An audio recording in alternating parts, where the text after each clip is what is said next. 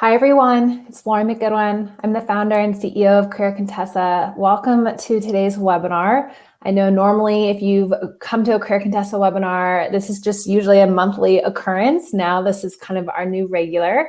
I wanted to get on a couple minutes early before we actually get into the content, just to welcome everybody, make sure that you guys can hear me and see me. So let me know in the live chat.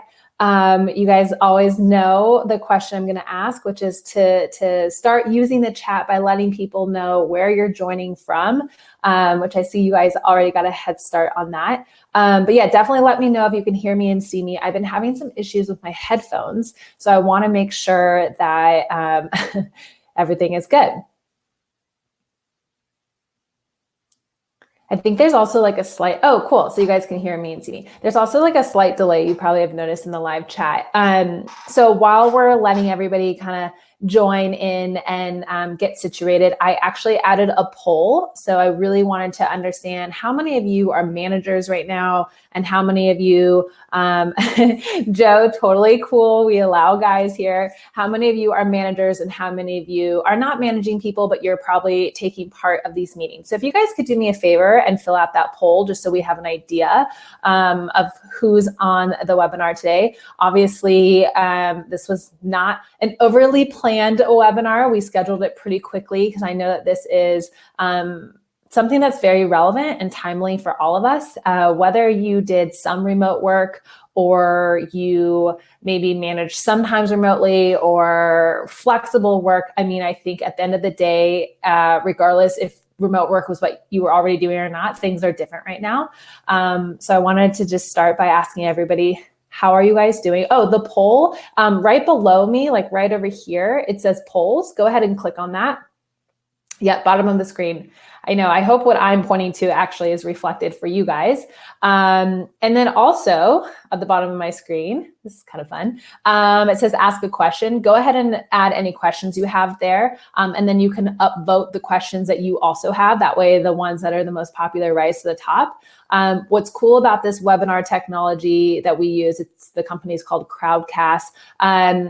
We can record, or I can record just my answer to your question. So it's great to put your questions there, not necessarily in the live chat. And if you're watching the replay of this, obviously the live chat is not live anymore. But you guys, anybody who's on right now, Thursday, March 19th, 10 a.m. Pacific Standard Time, this is live, I'm live. So we're gonna, so as you guys can see, I have a lot of notes on the topic. I didn't want to forget anything. I'm going to go through all of this. I'm going to hopefully have time for your questions, answer the poll, but also, you know, exchange information with each other. If you find someone who's in a similar situation as we go through this, we're all in this together. I think the more that we can support each other around the world, we're all in this self-isolation. That's important. That's important to us at Career Contessa. The other thing I'm going to do before we get started is I'm going to drop in some links to articles that we've created on Career Contessa that are related to remote work and work from home. Definitely stay updated with the stuff that we have because we'll be rolling more and more of it out. Just to help support in any way we can during this wild time. Okay, then let me see my other housekeeping items. So let me drop those links in here just so you guys have them as additional resources. The other thing at Career Contessa that we're doing is we are quickly shifting our podcast episodes to be around these topics. So if you guys have any topics you want us to cover also in a podcast, which if you're not already listening to our podcast, we would greatly appreciate that. And if you do listen to it and you haven't left us a review or a rating, I would love to make a shameless plug to do that because it means so much to us. Okay, so now it's 10 a.m. I think we can go ahead and get into the content. I know you all are still working, so I want to be respectful of your time. And like I said, just let us know how else we can support you with the content, things like this webinar. Okay, so let's talk about how to run an online meeting. So this was, is my audio okay, everybody? Okay. Okay, it sounds like my audio is all right. You guys let me know in the live chat if it's not. So let's talk about running an online meeting. This was actually something that came to us through an Instagram DM. And I completely agreed with her, which she basically said, a lot of us managers are having to run our meetings online, obviously, but there comes another challenge, which is, how do you keep people engaged? You know, sometimes it's hard enough to get people to want to show up to a meeting when it's in person and you get to have all those interpersonal skills and things happening. But what about when you're online? And I think this is really, really important. And I also feel like this is a major leadership quality. So again, fill out the poll that's right below me to let me know if you're a manager or not, because even if you're not a manager, this is a leadership quality. And this is something, being able to run an efficient meeting, a meeting where people feel like it's not a waste of their time, where you're actually moving things forward, is incredibly important. It's important in real life and it's important in remote life. We're all in real life, but you know what I mean? Remote life and non-remote life. So the reason why this is an important topic isn't just for these times, but certainly this is a time where you can take the skills we're about to cover and really rise to the occasion and be that leader in your company, whether you are a manager, quote unquote, an official manager or not. Let's see. Okay, about 47% of you said that you are a manager and 52% said no. So that even better to my point, which is whether you are managing people or not, let's do these things because it's going to really show off your leadership skills. Okay, so like I said, I've got a lot of notes. I'm going to be verbally saying them to you. You will have access to this replay forever. I'll also email it to you so you can watch it at any time. So the first thing when it comes to running a successful online meeting, you got to pick your tech. And that might sound obvious, I know, but what you really want to know is ask yourself, what is the key functionality that you need? There's a lot of options out there: Zoom, Google Hangout, Skype, GoToMeeting, Adobe Connect, webinars, right? Like Crowdcast. So you want to think about, do you need to share your video screen? Or do you need to collaborate on a document together, where then maybe Google Docs or Dropbox would be awesome. Research says that 55% of communication is body language, while another 38% is tone of voice. So when you're trying to create this atmosphere with online meetings, remember that if you want to communicate with body language, then you're going to want some sort of video technology that allows the functionality for video sharing and to be on screen. I think that visibility is incredibly important during this time as well. So I would definitely encourage all people to find a software that is easy to use. It works across all of the platform, all the different browsers and screens and this and that works. Our go-tos at Career Contessa is we use Google Hangouts or we use Crowdcast for webinars. Another tool that I'm really liking right now is called Loom. And Loom is awesome, not necessarily maybe it for hosting a meeting, but you can record, your screen and kind of create these almost like tutorials or like little videos that show what you're doing, because sometimes it can be challenging to communicate with people if they can't see what you're doing. So those are some good resources for meetings. And then that's a good resource for kind of not necessarily to host a meeting, but something you could maybe use if you need a visual in your meeting. Okay, so number one, pick your technology. Number two, who are the participants? This is incredibly important when you are Loom and Zoom. I know it's confusing. Zoom is a software that you can use to have video meetings.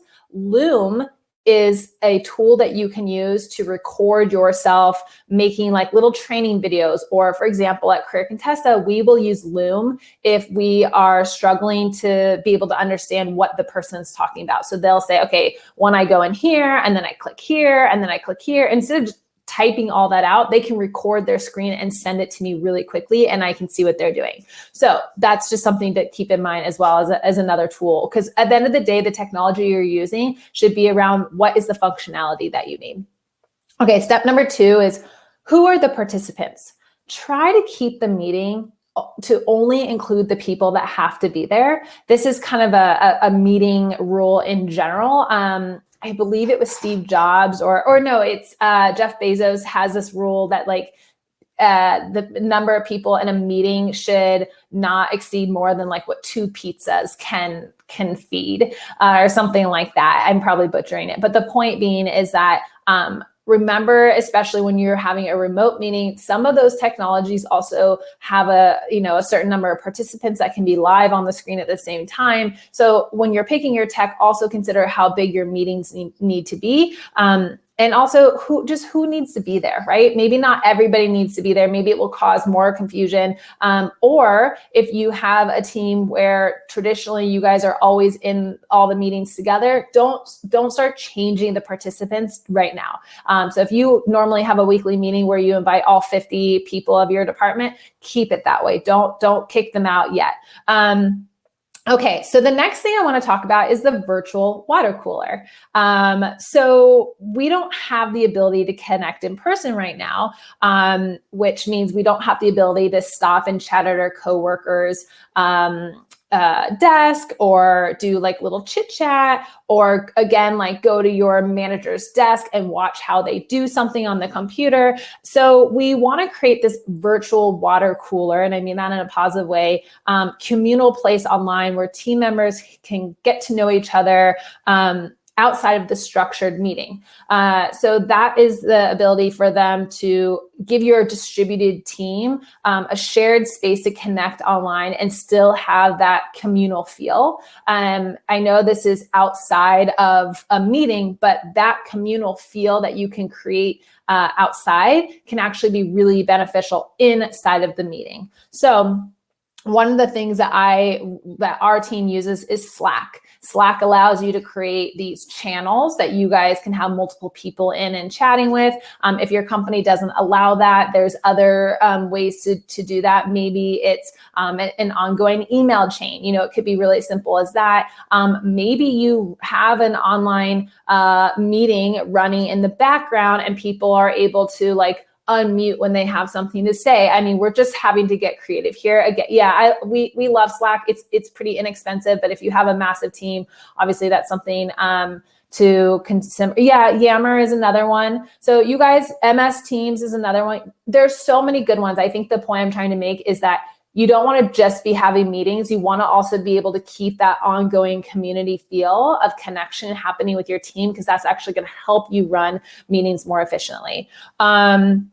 Let's see. So the other thing about giving communal teams a place to have these discussions, they get comfortable, and communication in general is less awkward because they're having communication on a more regular basis, not just when it's meeting. You get to know your members of the team a little bit more and their expertise when you're not just talking to them only in a formal meeting. Also, I think this is really important right now, as we want to be making sure that people feel like they're still part of a team building, right? So even though we're not in the same location together, we can use these communication tools to make sure that people are still feeling like and understand that they're a part of a team. So again, there's a lot of communication obviously that happens in a normal workplace outside of just meetings. So that's the goal with this. So the other thing that I would encourage you guys to do in these less formal communication places outside of running in a meeting per se is consider if you guys have any shared traditions, like a daily video check-in, a weekly virtual happy hour. So again, outside of a formal meeting, can you create these fun traditions or rituals for your team that are obviously going to be happening virtually, but you could still use those online tools like Zoom, Google Hangout, Skype, GoToMeeting. You guys have probably already seen a few things online about people having virtual happy hours. So again, management and leadership is not just about running this efficient meeting, it's all the parts that encompass it. Okay, so that's the virtual water cooler. The next tip to run a successful online meeting is pick a time that works for all time zones and schedule it at least 24 hours in advance. So we're gonna get into this is all the before a meetings actually happen. We're gonna try to go and chronological order here. So before your meeting even happens, it's important to find a time that's going to work for people who are in different time zones. Be thoughtful about people's lives right now, especially if they have kids at home and those calendars. You could even send out an email that asks people to send back the 4 times that work really well for them, and try to find something that would, again, be including everybody and making sure that they feel like this is not necessarily something that they don't get to have any input in. And then the scheduling 24 hours in advance, what I would recommend right now is figure out what meetings you need to have weekly, and schedule those, and have, doodle polls are great. That's right, Trisha, thank you. A doodle poll, can you put the link in there too so people have it? Doodle polls are an awesome tool to use in order to find a time that works for everybody. The other thing about scheduling, so what I was recommending is if you have weekly meetings, so like at Career Contessa, we have 3 meetings that happen every single week, same days, same time, those are going to remain the same. And if you are going to schedule like a one-off meeting, thanks Trisha, if you're going to schedule a one-off meeting, like all of a sudden now your team needs to talk on Tuesday about something, give them a 24-hour notice as best you can if they need to rearrange in order to meet that meeting. Okay. The other thing this is super, super important. Now that you've given them that 24-hour notice, in order to run a successful online meeting, just like an in-person meeting, it's all about the agenda and the preparation. So this is super important that you actually create an agenda ahead of time. So your agenda should include the key talking points, the meeting structure, which, for example, when and for how long you plan to discuss each talking point.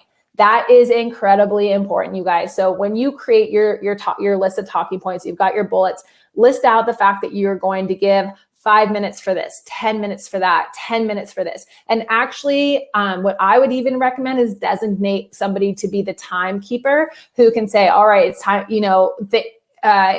time out, guys, we got to move on to the next topic.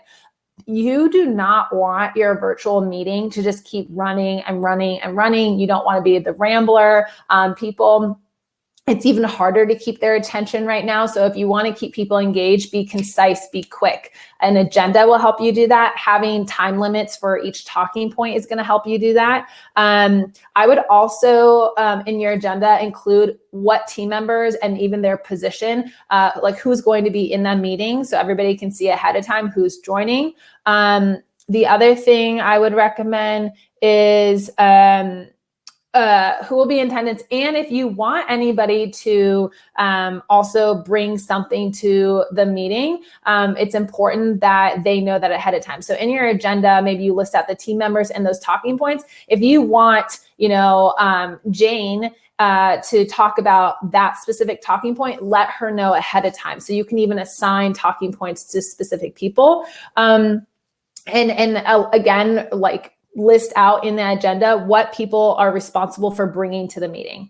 So hopefully this is making sense, how important the agenda is. So to recap, key talking points, the time that you're going to spend on each talking point, who is going to be included in this meeting or who's been invited to this meeting, what each team member is responsible for. And then that's where you would also include any relevant files, or documents, or maybe screenshots, or anything you can do to make it so that people are not having to leave your meeting and open up a bunch of different tabs is super important, because that is going to just get people, like, they're going to lose their focus. All of a sudden they're going to be distracted because they're going to be looking for something. And so I just think it's very important that you try to make this as organized as possible for them, and having all those documents in one place. Okay. So the other thing I wanted to chat about is, in addition to sort of all this prep work, like I said, the agenda is the most important thing, is try to keep your meeting to less than an hour. At first I wrote down 30 minutes, and then I realized that, like, by the time you add in all the, like, can you hear me? Can you hear me? Can you hear me? Like 30 minutes might even be a little short. But and I know, I don't want to, like, kind of make this into a joke, although we are trying to avoid that, which is why we're trying to have meetings set up on a regular time using the same technology so people are used to it, sending those agendas ahead of time. And we're going to talk about in a second what to do when you get actually on the meeting. But I would say definitely not more than 60 minutes. Really, truly, if you can, keep it to 30 or 40 minutes max. I even see it on the webinars that we do, right? It's just, that's a lot of concentration for people without the engagement of being there in person. So do that. It's hard to keep their attention. Okay, so during, let me see. Oh yeah, okay. So during the meeting, I want you to set some ground rules. So this is very important. Whoever is the person who is creating the agenda, they're the quote unquote meeting leader, right? So if you are sending out the calendar invite and you are the person who is creating the agenda and letting people know who's responsible to talk about what, and creating that meeting structure, you also have to be the person to set the guidelines, right? So there's kind of there has to be one designated point person. That designated point person is allowed to have help and support from their team members. Like I said, assigning people to talk about specific talking points, right? You're more than welcome to do that. Having a designated timekeeper who is saying, all right, we've talked about this topic for 10 minutes. Now let's move on to the next one. You guys are allowed to do that, but there should be one designated person who is kind of assigning those things, and that should be decided ahead of time. So during the meeting, I want you to set some ground rules to begin with. The very important one is, and the reason why you want to do that is because right now, your employees, they just want to know what is expected of them, or the people on your team, they want to do whatever they can to help make this simple, but they need to know what's expected of them and what you need from them. So some of the ground rules that I would put in place are mute your microphone when you're not talking. Krista, you and I are definitely on the same page with that. Use headphones. It seems to usually cut out some of the echo. Ask people to close other tabs and put their phone away. That's incredibly important. And just so you guys know, even if you're not the one talking, we can see if your eyes are going other places. So come on, this is a tough time for everybody. Do your part, close your tabs. If you're going to be in the meeting, be present. You can also set guidelines for interaction in the actual meeting. So let your team know what's expected of them ahead of time. The agenda can help a lot, but the other things your team might be thinking, for example, is can everyone speak freely, or will the team leader call on them when it's that person's time to contribute, right? So you can kind of decide what your rule is. For me, I think that creating more structure, I think if you put a lot of structure in place, you're going to get a little chaos. If you don't put very much structure in place, you're going to get a lot of chaos. So me, I would default to having a lot of structure, and I would let people know, like, hey, I'm going to be calling on people when it's their time to talk, or when we're looking for their input on it, something. It will be really challenging if everybody starts talking at once, given the fact that we're doing this virtually. Another thing is, like, does everyone need to have their camera on at all times? So you want to be able to let people know that stuff ahead of time. Don't say, oh, this is a non-camera sharing meeting, and then all of a sudden be like, okay, everybody turn your camera on, right? Nobody really likes that. So does everyone need to have their camera on at all times, or just the presenter? And then also, of course, turning off your muting your notifications on your phone and computer as well. So these are all things you should be telling people ahead of time. Like I said, the more structure you can put in place to begin with, the more successful this is going to be.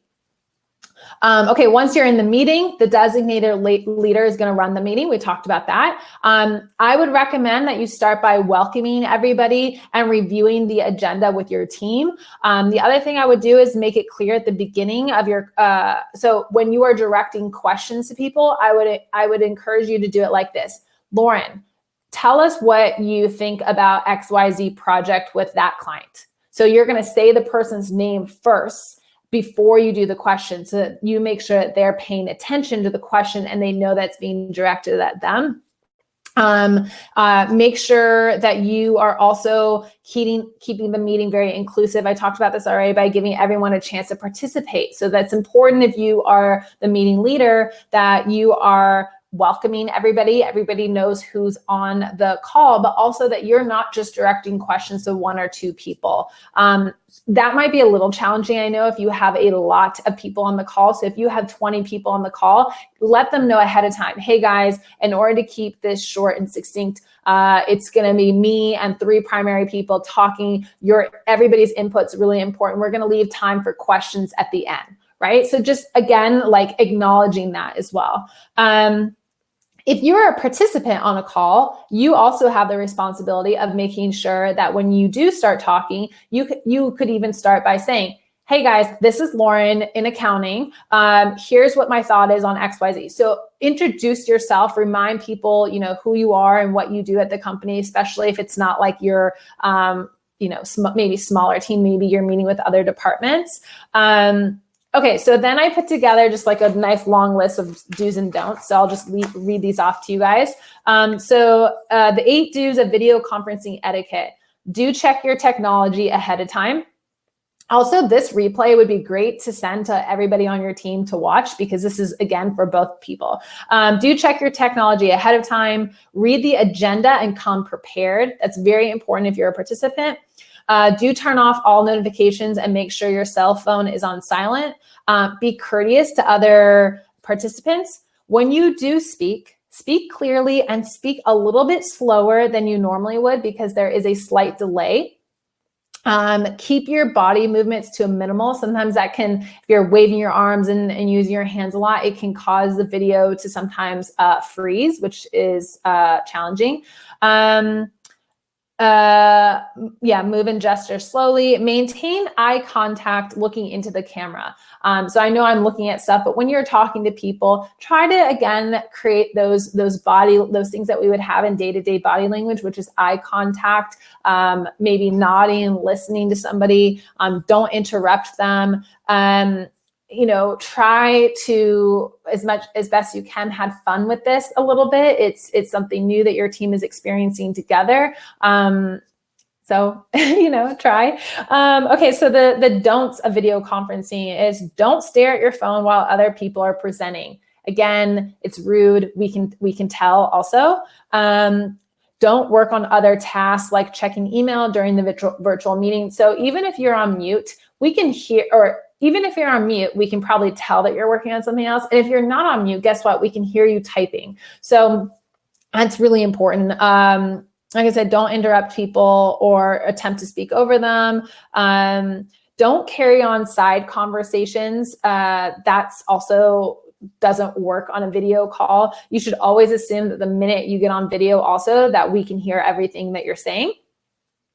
That goes without saying. Okay.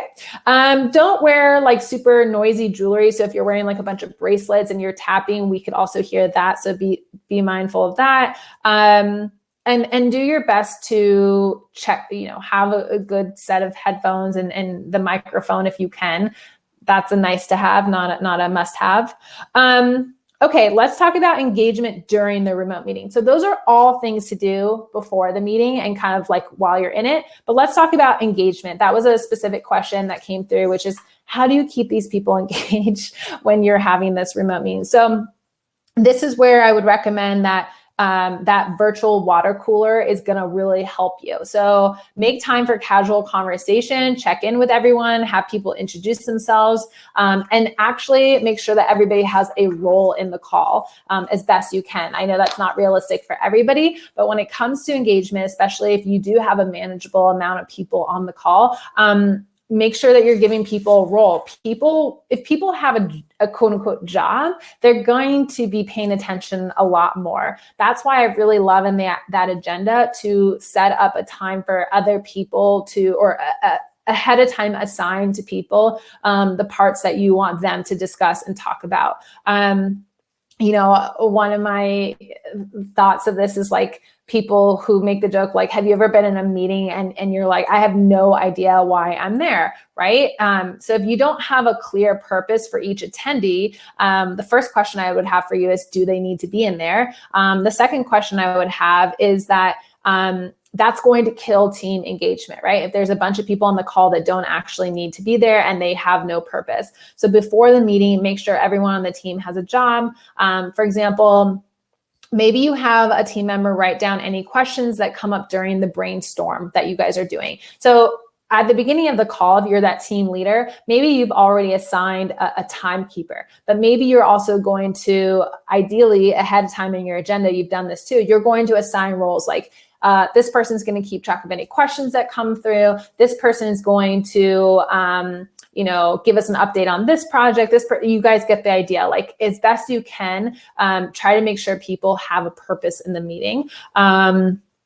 Maybe you have another person who is, managing the slides if you have visual slides or a presentation that you're also giving. So those are all kind of things. The best jobs to keep remote workers engaged during meetings are they should be interactive, they should be straightforward, and they should be frequent. So ideally, each team member's job is something they need to do over the duration of the meeting, so they're engaged from start to finish, rather than being assigned a one and done task. So again, the best job, the type of jobs or the purposes that you want to be able to think about for the people in the meeting for you are: make it interactive, straightforward, and frequent.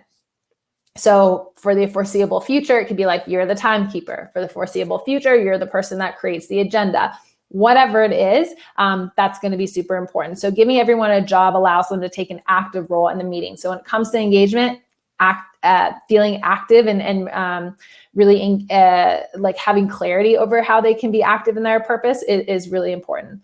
I also want to call out introverts specifically, especially if you have people on your team that are very well known for being introverts, or people on your team that are very well known for being extroverts. Is similar to face-to-face interaction. Introverts can definitely go to a meeting and be paying attention and engage, and maybe they don't feel the need to add more information. That's okay. We don't need everybody adding their 2 cents all the time. But I would say specifically, try to make sure that you are thinking about ways to engage them in a way that works for them as well. So maybe, speaking up in a meeting is kind of something they're not as comfortable with, but can you do something that's maybe, in order to have everybody's voices heard, maybe you could do like a quick round robin style intro, like everybody go around and say what you had for breakfast, or everyone go around and say what they're binge watching on Netflix. Like, it doesn't even have to be work related. It can just be something to kind of get people warmed up and more comfortable talking as well. Again, even better, create that communal space, that virtual water cooler, where people can connect outside of just the meeting, so they are more comfortable speaking up in the meeting. The other thing I have thought about is, like, maybe it would also be a good idea to start a communal document, whether it's a Google Doc or some sort of shared document where people can add their thoughts, insights,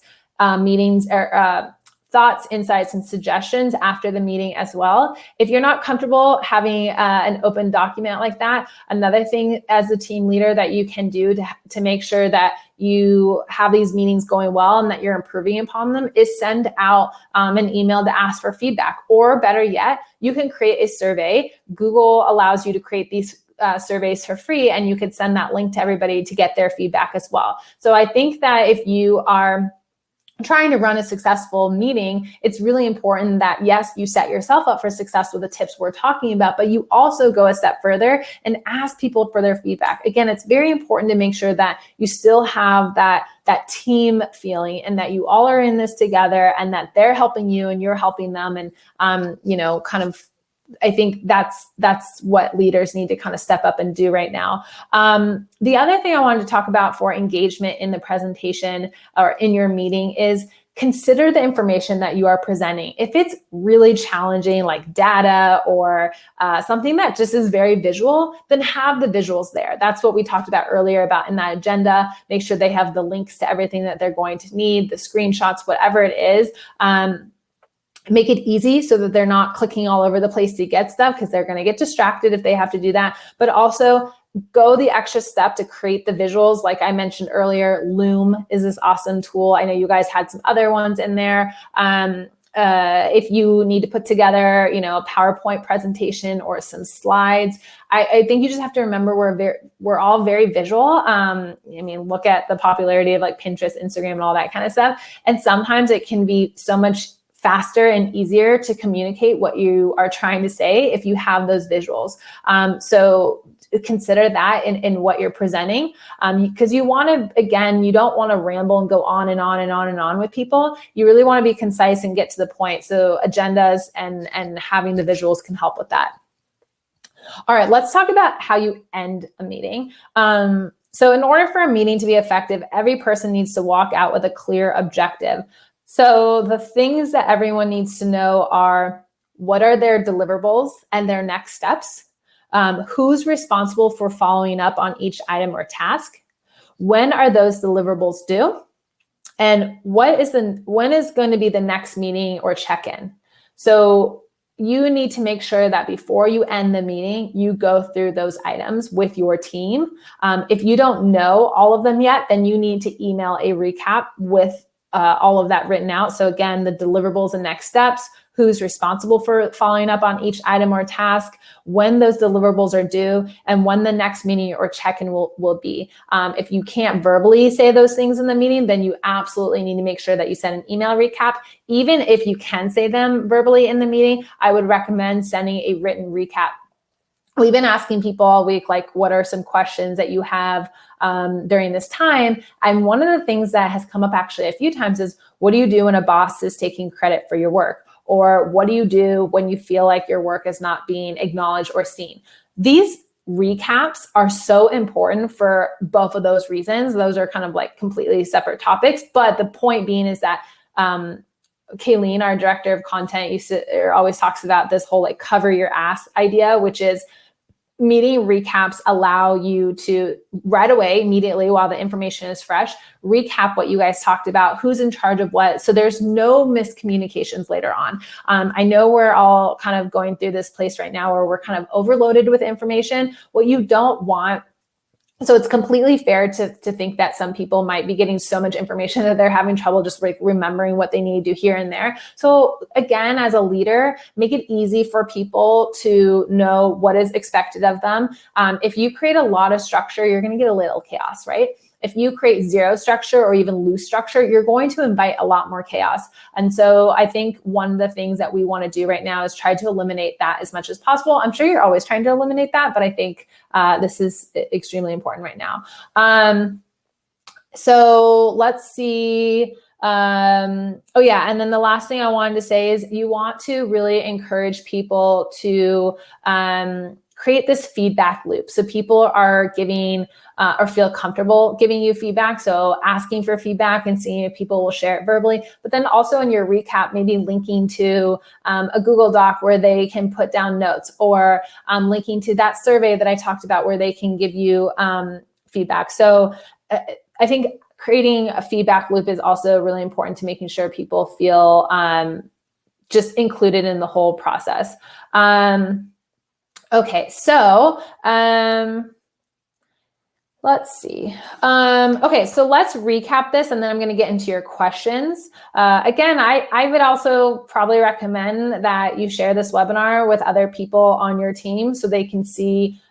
Sometimes, you saying, okay, we're going to implement this structure and these rules. It might be helpful if they watch something where it's a training about this so they understand, like you can get their buy-in on why you guys are asking people to go the extra step to make those agendas, to assign those roles, to send the recaps and things like that.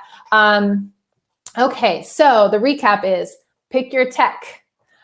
Be deliberate, and when you're picking your tech, remember you want to think about what is the functionality that you need. It's really good to pick something and stick with it. People are much better with that. Robert, that's a good question. Will you put it in the ask a question section? Okay, number 2, be deliberate about who you invite to the meeting. Like I said, you ideally want people there who have a purpose. They have a reason to be there so you can assign them a job. And if you don't, you want to let those people know why you're not assigning them a quote unquote job in the meeting. Now is not the time to all of a sudden start leaving people off of the meeting. So if you've been inviting people to meetings up until now, just keep it going like that. But, one-off meetings, definitely try to keep those to like being deliberate about the participants. The next thing is send an agenda ahead of time. So at least 24 hours in advance, make sure you are sending an agenda. We talked about all the things that you want to have in your agenda, which is your key talking points, your meeting structure. So for example, when and for how long you plan to discuss each talking point, the team members or the teams that will be in attendance, what each team member or team is responsible for bringing to the meeting, and any relevant documents, files, or research. You want to make sure that's all in your agenda. If you are attending a meeting, make sure that you are reviewing the agenda ahead of time. Let's see. You want to create a virtual water cooler for people to be connected outside of the meetings. I'm going to endorse Slack for this. That's an awesome tool. I think you guys also mentioned some other tools. Jessica, yes, I think Loom is free right now. Set some ground rules so they know what's expected of them. People want to do a good job. They want to do, first of all, they don't want to spend a bunch of time in an inefficient meeting. So they really want to do a good job. So you have to set some ground rules so they know what's expected of them. Let them know very clearly what your expectations are for the meeting, what you hope to have everybody leave the meeting with, right? So that they understand what your goal is as well. Review the remote meeting etiquette do's and don'ts with your team. So again, muting when you're not talking, which then you have to remind people that if their lips are moving, we can't hear you, you have to unmute, close your tabs, put your phone away, that kind of stuff. We don't want people who are going to interrupt. It's really important because there's always a slight delay that is even worse. So maybe you come up with a signal like somebody does this, or whatever, I just thought of that. When they want to say something, and then the meeting leader can then call on people. Kind of have to go back to like when you were in elementary school and you had to raise your hand to talk. It works really similar like that. There really needs to be one key person running the meeting, and then everybody else can kind of follow their lead. That's what I mean about having that structure ahead of time. During the meeting, give everybody a job. Make sure that the jobs are interactive. Make sure that they're straightforward. So interactive means like the job should require each person to contribute in real time. Straightforward is you don't want the job to be super complex. Your team may spend more time trying to figure out what to do than actually participating in the meeting. And then the other thing for giving everyone a job is frequent. So ideally, each team member's job is something they need to do over the duration of the meeting so that they're engaged from start to finish rather than being assigned a one and done task. Make sure that your meeting is inclusive so that you are including everybody in some way, shape, or form so they know that they have you want their input.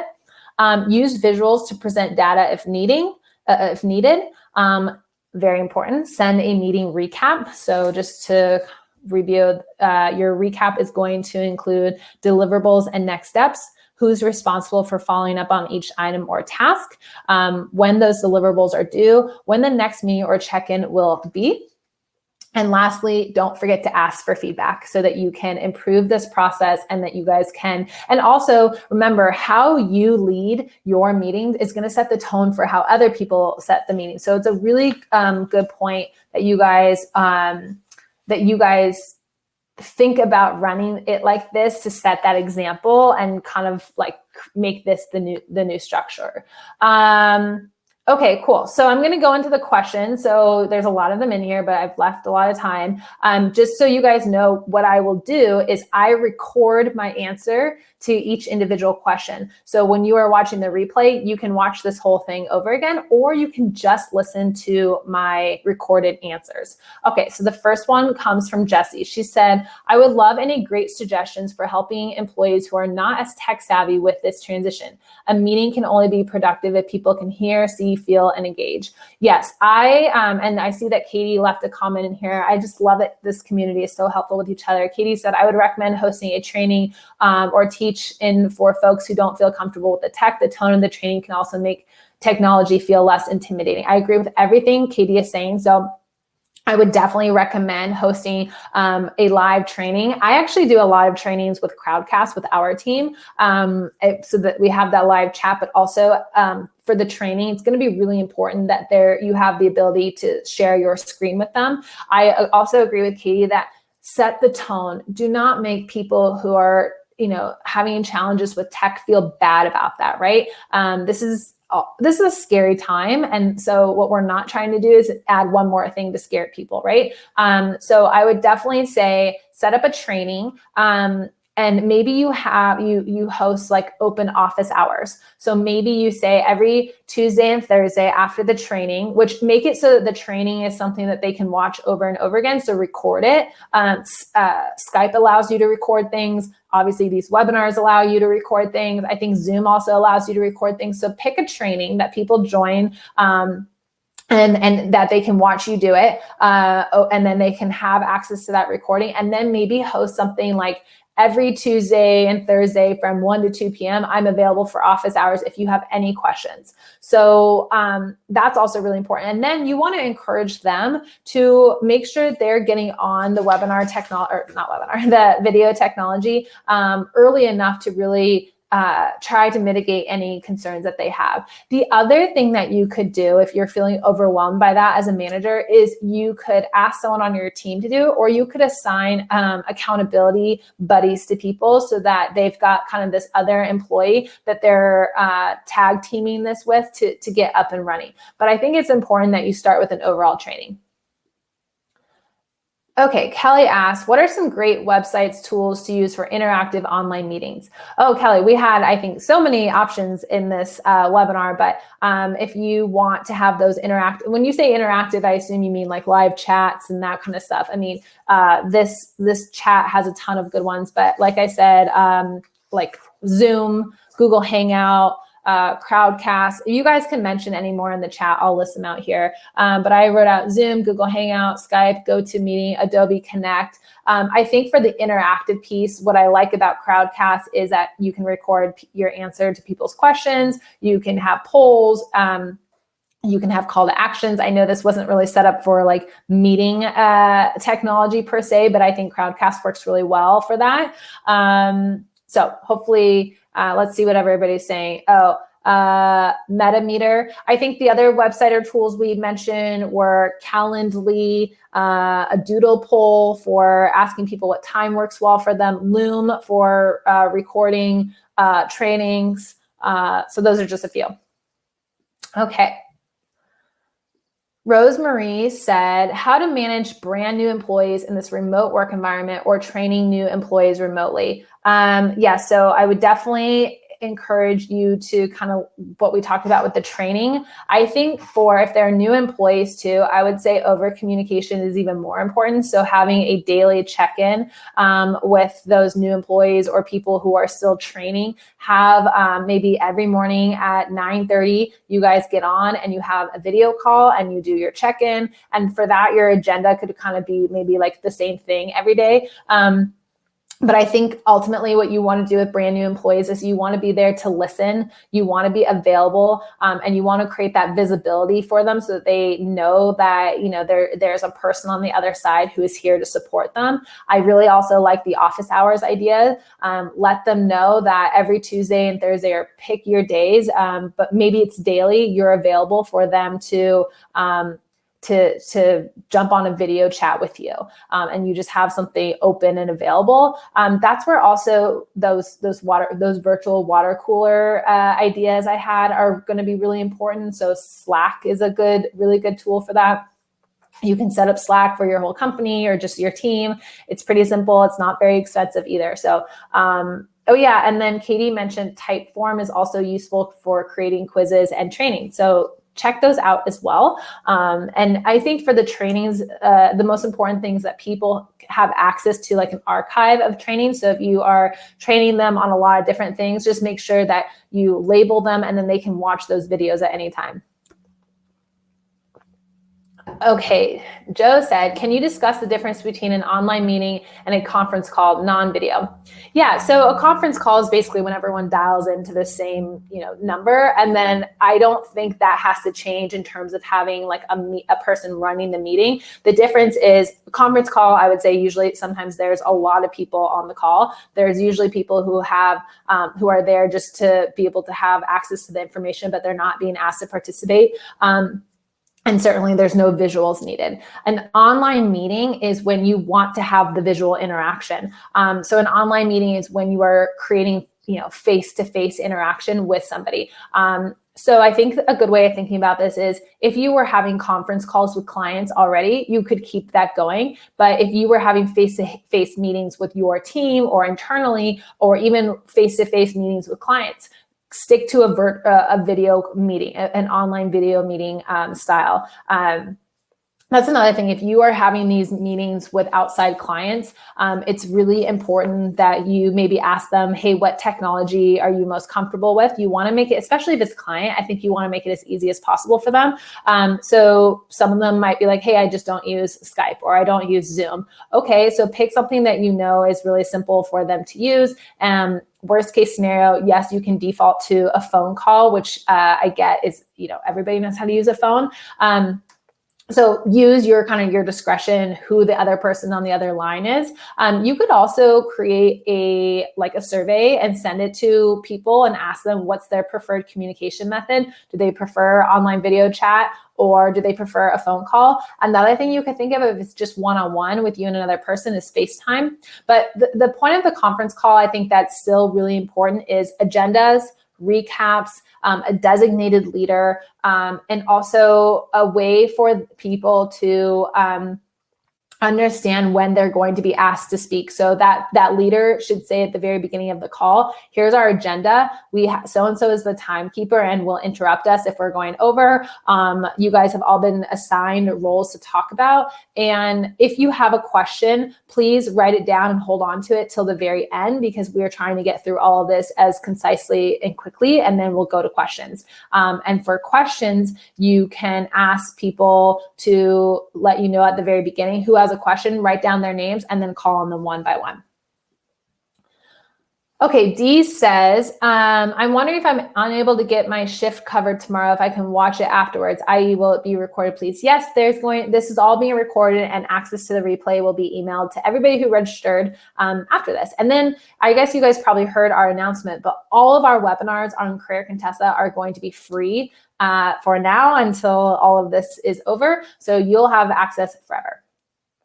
Okay, Laura said, what is the best way to interrupt the person talking, or tips? Yes, I know. So really, this is what we're trying to avoid by creating that structure. So asking people at the very beginning, please do not interrupt. Let the person finish their thought. If you want to say something afterwards, having a signal. This is why I'm really into the video call, because you can signify like that you need to say something, but really having that structure in place. If a person does interrupt you, that's where your designated timekeeper should be the person who says, Laura, I'm sure you have, I'm sure your input's really important right now, but we need to finish this. Please let, Lauren finish what she's saying, and we'll have questions at the end. So you can really assign that designated timekeeper to keep time and to kind of cut off interruptions. And I feel like by making sure people know that that's that person's role ahead of time, then it's not rude. It doesn't feel weird because it's already been established ahead of time. Excuse me. Okay, Granum said, timely webinar in the time of COVID-19 and virtual meeting and remote working. Thank you. Okay. Lisa said, minute taking. Is there a way to automatically save the chat or questions? And or the best way to record minutes overall. So Amy wrote, Zoom has an auto-save feature for chat, just has to be checked off in the settings. So it sounds like Zoom has a lot of awesome tools for this. So definitely that. I mean, if you're using like Crowdcast, all of these live chat things are going to be saved. I think for the minutes too, having that person be assigned the minutes, they don't have to write down every single thing. Maybe they just write down kind of the key bullet points or key topics that were discussed. So that's another thing, is maybe feeling like, hey, we're going to save the minutes, but recognize like not every single word for word is going to be kept as well. But if that's really important to your company, then going back to that first thing, which is pick your tech, make sure you pick tech that has the functionalities that are important to you. Okay, Rachel said, do you have any suggestions for websites, tools for online meetings that involve people from several different organizations or companies? Yeah, I mean, Zoom is awesome for that. Adobe Connect, Crowdcast, as you guys are seeing right here, is awesome. So almost all of these tools are really good for people joining from lots of different organizations or companies. I think one of the things you could do to also help is ask ahead of time. Again, like even like a Google survey or like an email, I guess would work. Ask people which technology I'm sure their company probably has a technology that they're using. So maybe ask everybody what they're using, and whatever the majority is, go with that too. Robert said, in the call, you need to interrupt the person talking. What are some tips or practices to do this? Yeah, so I would definitely go back to what I said earlier about those interruptions, which is have that designated timekeeper be kind of the ruler of that. If you need to interrupt the person talking, so if something really important is happening, can you create a signal that people can do? Maybe it's a timeout, maybe it's a waving of the hand, maybe if you're on a phone, it's somebody hitting a button, kind of like, you know, on the airplane where you would have that button that you would hit and it would ping them. Yes, or you could add questions to the live chat. So if you are thinking that you're going to be on a video call where people are going to want to interrupt or have things to say, then maybe making sure that you pick a tool that has a chat functionality is going to be super important. Lisa says, what are the most effective ways of taking a vote? So taking a vote, like the poll that I did on Crowdcast, you could set something up like that. Doodle is an awesome thing where you can basically to find out people's what time when they're available. Other options for, Typeform, I think, has quizzes, so you could also do that. I think the other thing is Google allows you to kind of set up your own surveys. So using something like that where the answers are just like yes or no, like we're going to take a vote. How many of you want this? Yes, how or no? You can just like kind of manipulate those survey questions to work so you can take a poll like that. Those are probably my favorite. If you guys have other ones, definitely put them in the live chat. Okay. Sturchler said, can you write down the names of the tools for non-native English speakers? It is sometimes a challenge to fully catch them. Thank you. Yeah, Katie, you are awesome. Thank you. She said they were Doodle, Calendly, Slack, Typeform, Zoom, GoToMeeting, Zoom, Crowdcast, Microsoft Teams, Poll Everywhere. Oh, there you go. Poll Everywhere for the last question. Slido, Google Hangouts, Find Time. So thank you so much, Katie. It's so helpful. Okay, Tamara said, fun things that are appropriate for work, but make people feel connected. We did a share your workspace thing that was really fun. What else can we do?